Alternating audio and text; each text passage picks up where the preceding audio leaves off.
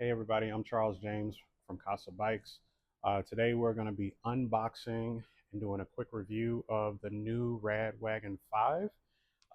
It is the latest cargo bike from the latest generation, the cargo bike from Rad Power Bikes. And we just got one of the first models that they've shipped to anybody in the country. Really excited about that. So looking forward to getting this built up and out on the road to show you guys. So let's get into it.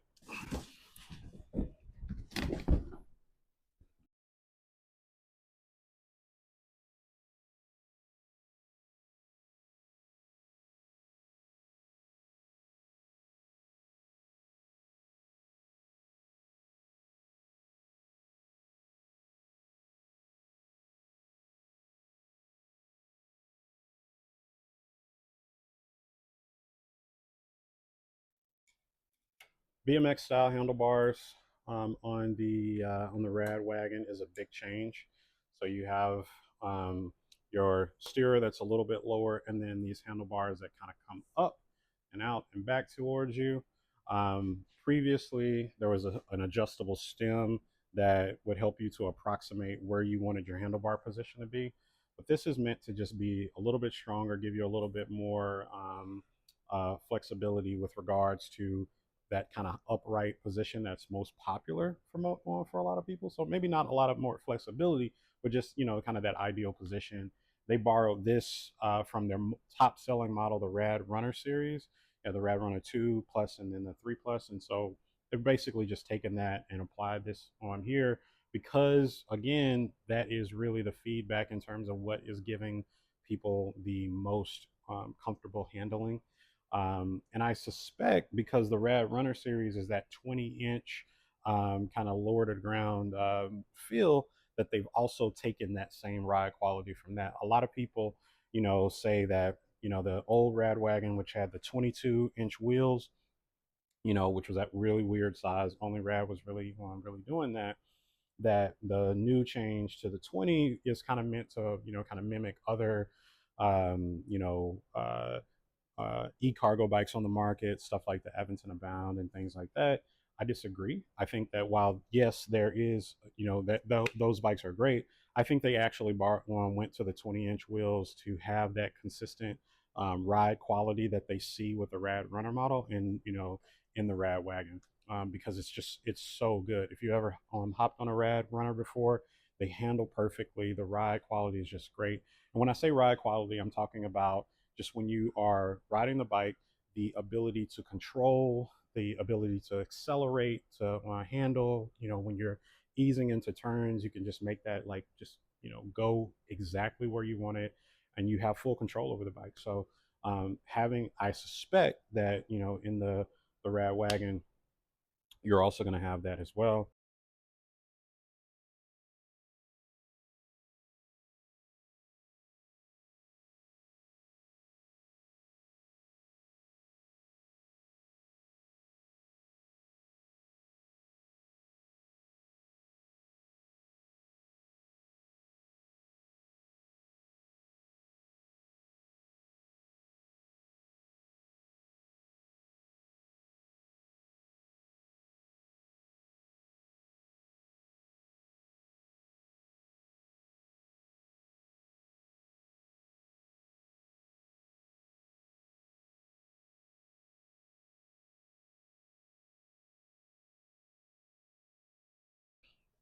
So while we are still in the stand, I wanted to kind of point out some really interesting and kind of cool things, like from a technological standpoint, that this upgraded design has that I really like. But you can just kind of see overall as you kind of go through the bike, very clean, good design. Fork on here, the suspension fork is an upgrade.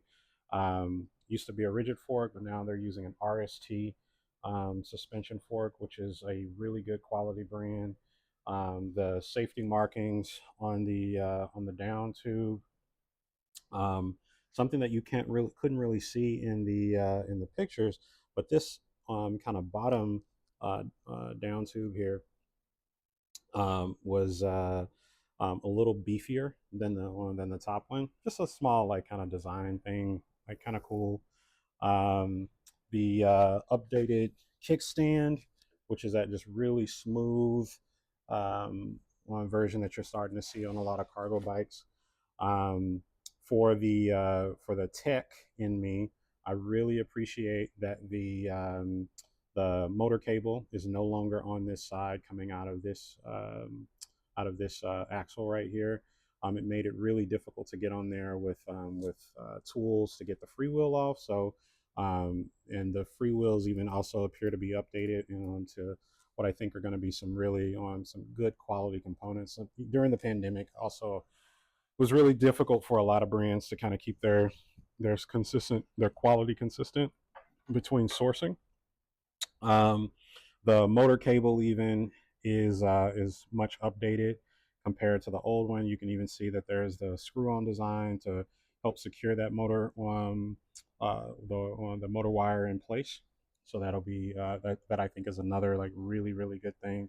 And this is what I was talking about with that the uh, the brake and being able to have like much easier and quicker access to it for adjustments and things like that.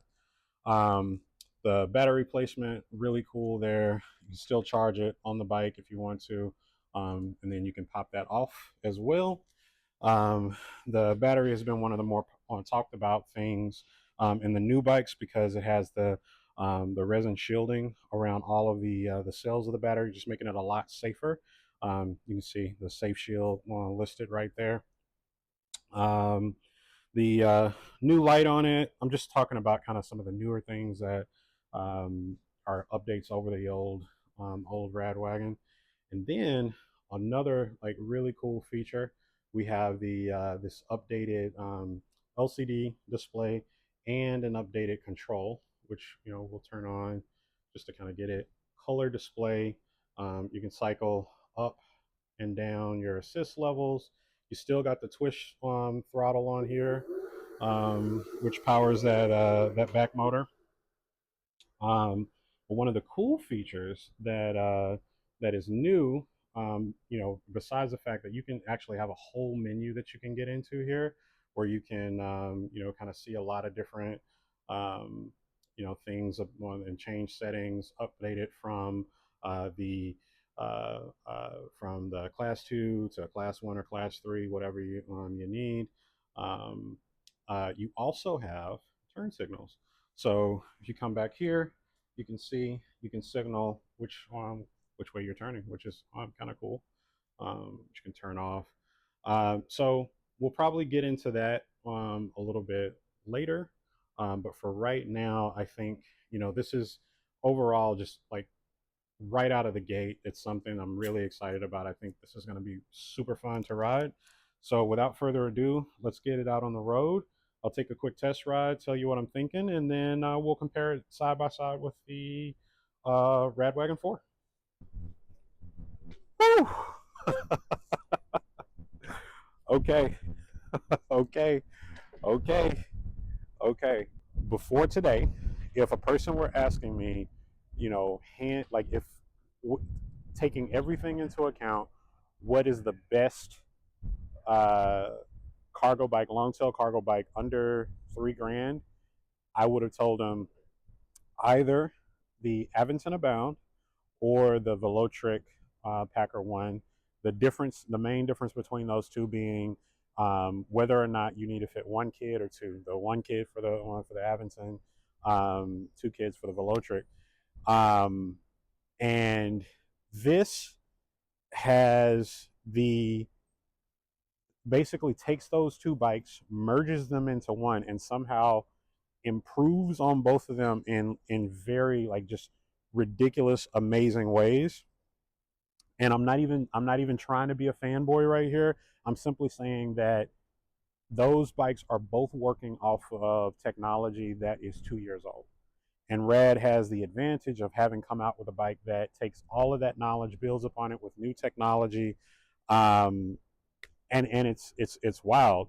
Um, so you can see I have both uh, bikes here side by side. And let me go ahead and pull this off of the tripod so you can see the two, and you can see, they're not really that different size wise, but the way that they feel is entirely different. They borrowed that ride quality from the Rad Runner series and popped it on here. One really cool thing that you wouldn't really see is, so one of the things is a lot of the new modern uh, long tail cargo bikes have this issue where when you get up to high speeds, you start to get a little wobble in the wheel, in the steering column, the cockpit. This does not have that, and you can tell if you are familiar with this sort of thing. The headset uses one of the Visco headsets that basically reduces that and also helps the steering to kind of come center. So you'll notice this like kind of cool thing that if you just kind of toggle it a little bit, it kind of pops back towards the center on its own, and that's just a really solid feature that just helps you get a lot more stability in the steering. So a big one thing there. Um, and while we're at it, let's go through the menu here so you can kind of see some of the cool features here. So first off, when you're no matter what level you're in, you can see the estimated mileage remaining in depending on kind of what assist level you're in. I currently have this set to the class 3 setting, so it's going to be a little lower, and it's at 75%. So you can kind of do a little bit of math there to figure, and we think it's at 75%. It's probably a little less than 75, but this is just the kind of the key point is that it'll show you the miles remaining roughly. You can change a lot of the settings with holding down this button right here. Takes you into this menu. You can scroll up and down through different levels. You can see I've already updated it to the class 3, but if you wanted to, you can change that to class, let's see here, I'm going to change that to class 2 or class 1. Let's go back to that, because I want that to be class 3. I'm going to keep that there. You can change your units, miles per hour or kilometers. You can go through, you can change your whether it's going to show the remaining range or kind of how far you've gone, your brightness, information, all of that kind of stuff. I think the next biggest thing that I noticed while I was riding this, the addition of the torque sensor as opposed to the cadence sensor that you had on the old Rad models.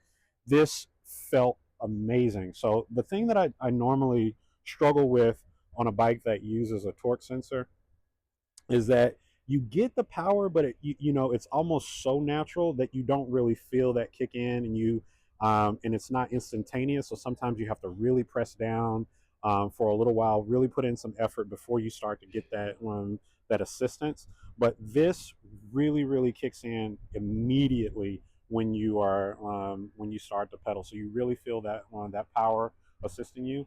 The other thing that you notice is that the torque that you get with this bike is really high. You get a 750 watt motor on there, so that's a lot of power that's being delivered to you when you're trying to take off. You still have the throttle that you can use to jet you forward, and that top speed of 28 miles per hour, if that matters to you, is a really cool feature.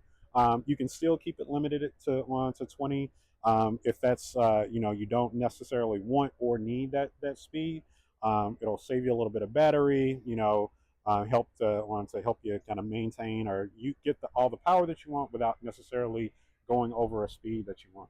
What I'm going to do right now, just to kind of give you a sense of how these bikes compare, is we'll get a couple of measurements just with the wheelbase and the platform, and then we'll also take a look at kind of like the maximum and minimum step over height and saddle height to really give you a sense of kind of how those bikes measure out. Kind of the easiest way for us to really get a sense of it is this deck length here. We're going to keep everything in inches here. So we have 28 inches. kind of, tip to tail. Over here, you know, almost exactly the same, 28 inches tip to tail.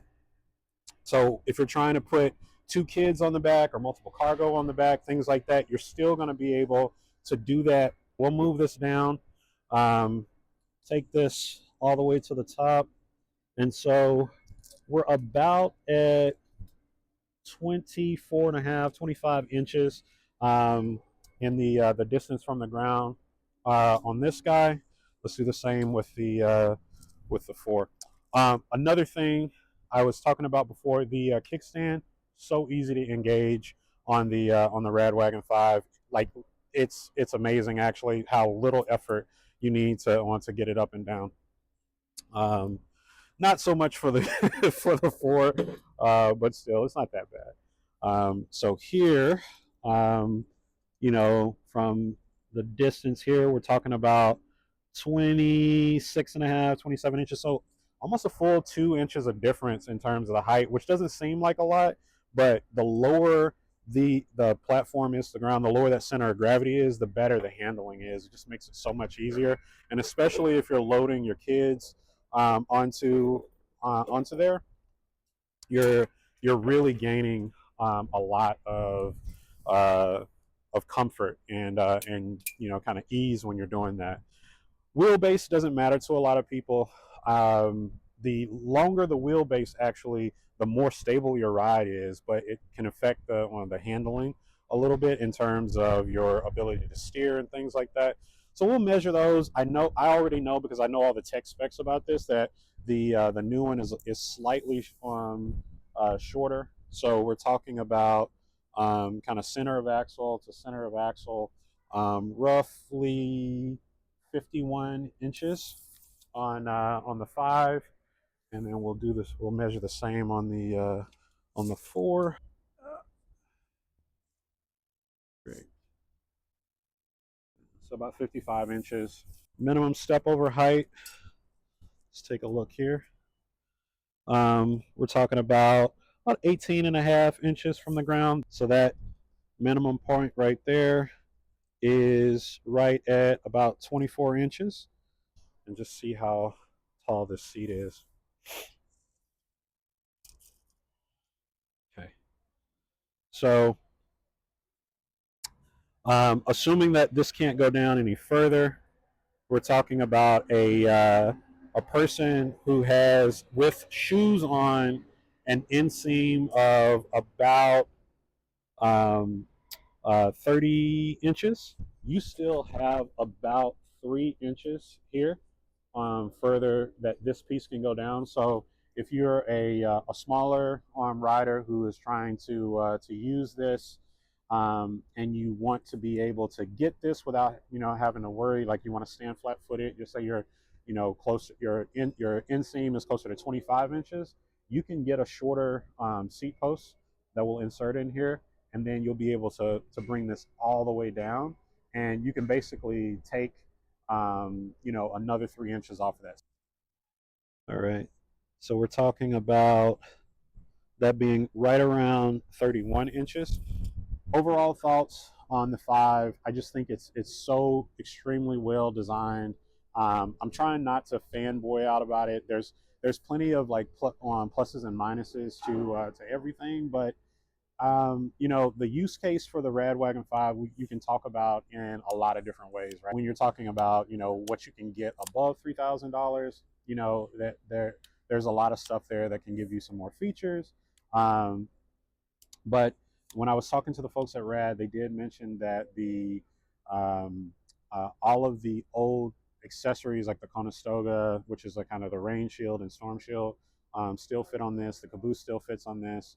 The foot pads are unique to this, and then the deck pad, the seat, is unique to this.